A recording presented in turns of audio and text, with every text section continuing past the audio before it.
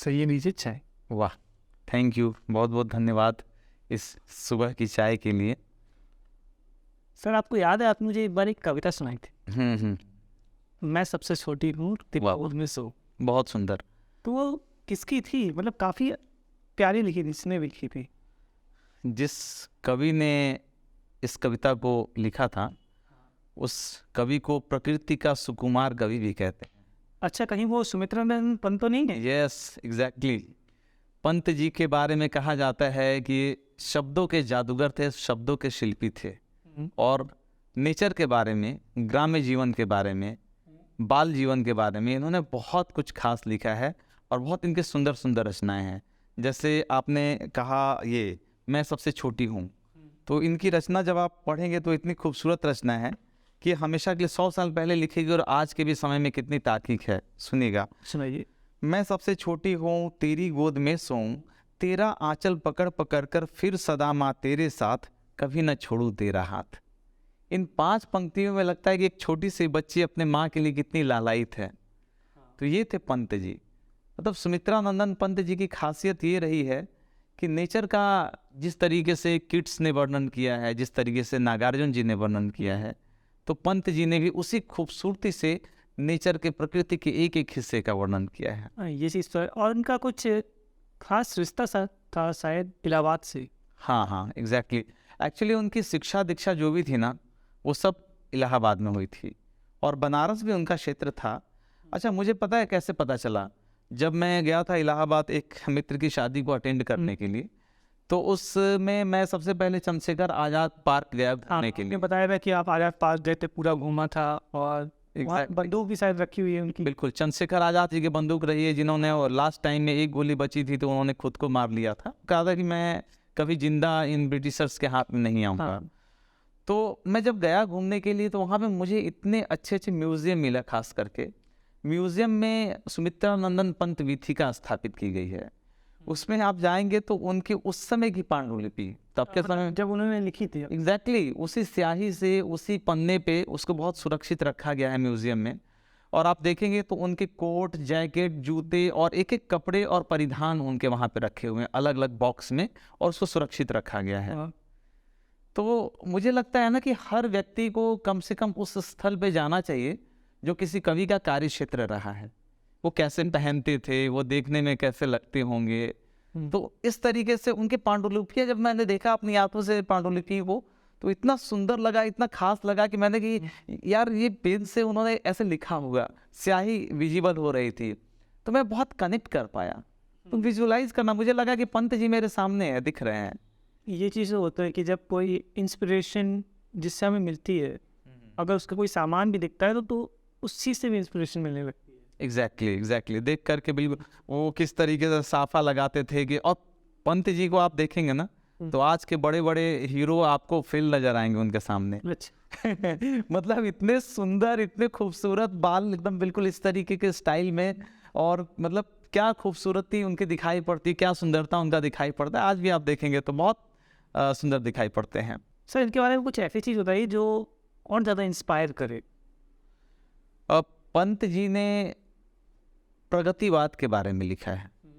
प्रगतिवाद और छायावाद बार बार अक्सर कंफ्यूजन करते हैं, आजकल के बच्चे कंफ्यूज होते हैं कि क्या है। सबसे पहले तो छायावाद आया बेसिकली 1918 से लेकर के 1936 के टाइम में।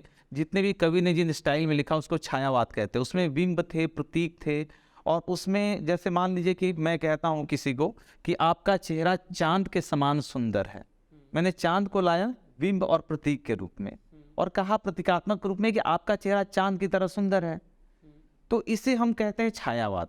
निराला जी ने उसी तरीके से लिखा, इसी तरीके से पंत जी ने लिखा। लेकिन पंत जी एक ऐसे कवि हैं जो छायावाद के बाद प्रगतिवाद की शुरुआत होती है 1936 से 1943। अब प्रगतिवाद में मैं बोलूँगा आप सुंदर हो, आहा आप कितने सुंदर थे, यथार्थ है इसमें, है ना।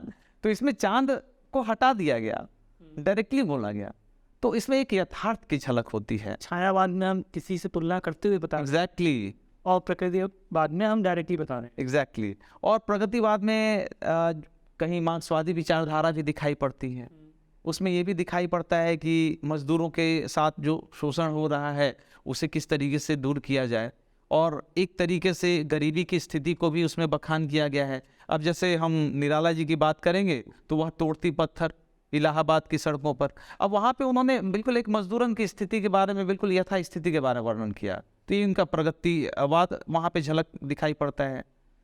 तो और इसी तरीके से यदि हम पंत जी के बारे में बात करेंगे तो वो बहुत ज़्यादा कटाक्ष नहीं करते हैं परंपराओं पर। परंपरा पे एक बहुत सॉफ्ट सा, एक मीठा सा, एक वो चोट तो करते हैं लेकिन प्रहार नहीं करते हैं जिसको हम कहते हैं। तो कहीं ना कहीं वो रूढ़िवाद के भी करीब दिखाई पड़ते हैं। और पंत जी खास करके जिस तरीके से उन्होंने शब्द विन्यास का प्रयोग किया, जिन जिन शब्दों को उन्होंने फिट किया है, वो अपने आप में बहुत शानदार हैं। मतलब आप कम से कम कविताओं का जब संग्रह देखेंगे ना, तो अलग अलग से आप सेपरेटली जब कविताओं को देखेंगे तो लगभग 2000 से ज़्यादा कविताएं उन्होंने लिखी हैं। तो ये अपने आप में बहुत बड़ी बात है, और संग्रह के रूप में तब छपा करते थे किताब में। अब तो आज के टाइम में अगर जिसको छपवाना है वो न्यूज़पेपर में दे और वो छपवा दे। और मैगजीन्स भी पहले चलती थी, अब शायद मैगजीन भी बंद हो गई है। एग्जैक्टली पहले जब साप्ताहिक मैगजीन वगैरह आती थी तो इन बड़े बड़े कवियों की, अब 1936 में मुझे याद है मुंशी प्रेमचंद जी और उसमें सुमित्रानंद पंत जी भी थे। उन्होंने एक तरीके से प्रगतिशील लेखक संघ की स्थापना की, और लखनऊ तो खास करके विशेष करके मैं वर्णन करना चाहूँगा कि उसकी पहली बैठक भी यहीं पे हुई थी। अच्छा। प्रगतिशील लेखक संघ। प्रगतिशील लेखक संघ वे लेखक थे जो बिल्कुल यथार्थ पे लिखते थे, सच्चाई लिखते थे। शायद लखनऊ में इसलिए हुई हो क्योंकि यहाँ पहले प्रिंटिंग का भी अच्छा खासा काम होता था। बिल्कुल, और सभी लोग जुड़े हुए थे, मुंशी प्रेमचंद जी, निराला जी, और इस तरीके से सुमित्रानंदन पंत जी। तो छपाई का काम होता था, और एक तरीके से एक राजनीतिक गढ़ भी था। 1921 में इवन कॉलेज छोड़ दिया था पंत जी। पंत जी के बारे में मैं एक खास चीज़ बताना चाहूँगा। जन्म लेते ही इनकी माता जी का निधन हो गया। अच्छा। मतलब एक ऐसा कवि जिनको माता का प्रेम नहीं मिला, दादी जी ने लालन पालन किया। उत्तराखंड के कसौली के अल्मोड़ा जिले में इनका मतलब जन्म हुआ था। अभी इन्होंने काफ़ी अच्छी अच्छी कविताएं लिखी, शायद मैंने इनकी पढ़ी थी, स्त्री। Yes, correct. तो एक्चुअली होता क्या ना, व्यक्ति जो कुछ जीता है वही कुछ उसकी लेखनी में झलकता है, स्याही वहीं से निकलनी शुरू होती है। तो ये पंत जी का मतलब एक खास रुझान रहा है इलाहाबाद के क्षेत्र में, और आप बनारस के क्षेत्र में, और लखनऊ हमने बताया है कि प्रगतिशील लेखक संघ, तो बहुत खास योगदान रहा उनका साहित्य में। ये तो है, असली लेखक वही है जो समाज में हो रहा है उसे देखने के बाद, उसे जीने के बाद वही चीज़ लिखे। बिल्कुल। और आप एक रचना मैं आपको बताऊंगा, जैसे ग्रामश्री उनकी रचना ग्राम्य जीवन के बारे में है। जरा सुनिएगा कि कितना मीठा, कितना ठोस उन्होंने लिखा है। फैली खेतों में दूर तलक मखमल की कोमल हरियाली, लिपटी जिससे रवि की किरणें, रवि मतलब सूर्य, लिपटी जिससे रवि की किरणें, चांदी की सी उजली जाली, तिनकों को हरे हरे तन पर हिल हरित रुधिर है रहा झलक, श्यामल भूतल पर झुका हुआ नभ का चिर निर्मल नभ फलक। तो उन्होंने शब्दों का विन्यास आप देखेंगे बहुत अच्छे तरीके से शब्दों को सेट करा है। कितना अच्छा है। बिल्कुल। आज के टाइम पे कि पता नहीं आज के टाइम पे लोग लिख क्या रहे हैं, ये समझ में नहीं आता। आज के टाइम पे तो कुछ भी चल रहा है, और अच्छे अच्छे जो कवि हैं, लेखक हैं, वो क्योंकि मंचों पे नहीं आ पाते, तो जो मंच पे पढ़ते हैं सोशल मीडिया के माध्यम से, चाहे वो जो भी कुछ लिखते हैं, उनको लगता है कि उन्होंने बहुत कुछ कमाल कर दिया, लेकिन कमाल नहीं होता है। एक्चुअली जो लिखने वाले लोग होते हैं, बहुत सारे लोग हैं अच्छे, उनकी लेखनी, चूँकि मंच पे वो आते नहीं तो लेखनी हमारे समक्ष आती नहीं है, लेकिन पुस्तकों में प्रकाशित होती है।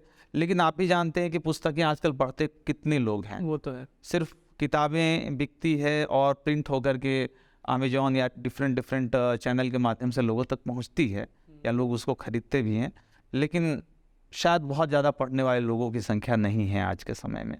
ये जो है, लोग ऑनलाइन वीडियो देखना ज़्यादा पसंद करते हैं। एग्जैक्टली। तभी लोग अपने जो भी राइटर है वो स्पोकन वर्ड की तरफ आगे बढ़ रहे हैं। तभी तो जो एक बेसिक राइटिंग की जो एक कला क्षमता है वो हमारे पास में नहीं आ पा रही है।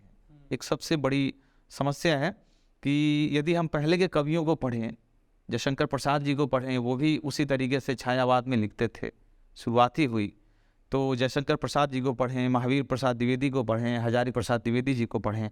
पढ़ना ज़रूरी है, मुझे लगता है पढ़ना ज़रूरी है। आप शॉर्ट टर्म राइटर या शॉर्ट टर्म पोएट नहीं हो सकते हैं। यदि आपको एक्चुअल में आगे बढ़ना है और पोइट्री के क्षेत्र में नाम करना है तो आपको सबको पढ़ना होगा। ये चीज़ तो है। तो इसके साथ ही फिर चला जाए, कहाँ चलते हैं?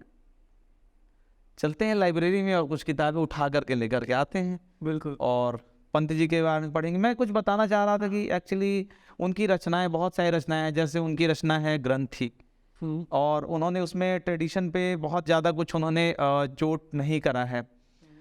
दूसरे में मैं बताना चाहूँगा कि गुंजन है उनकी रचना, और एक काव्य है, और कविताओं के कई सारी कविताओं के संग्रह हैं इसमें, छोटी छोटी कई सारे, लगभग किसी में 40, किसी में 50, किसी में 60, इसी तरीके की कविताएं हैं। और चिदम्बरा तो उनकी पराकाष्ठा है, जिसमें उन्होंने जो अपने पूरे जीवन को जिया वो उन्होंने चिदम्बरा में लिखा, क्योंकि चिदम्बरा में इहलौकिक और परलौकिक दोनों चीज़ों के बारे में बताया गया, अर्थात भौतिकता और आध्यात्म दोनों के बारे में बताया गया।